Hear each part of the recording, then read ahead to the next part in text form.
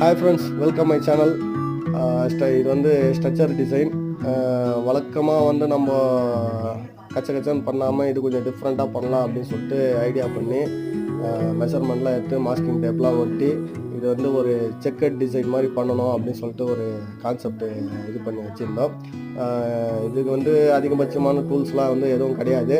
அதனால் வந்து கையிலேயே மேக் பண்ணலாம் அப்படின்னு சொல்லிட்டு கையிலேயே பண்ணது தான் இது. வீடியோ வந்து ஃபுல்லாக பாருங்கள், கடைசி வரும் பாருங்கள், கண்டிப்பாக உங்களுக்கு பிடிக்கும்.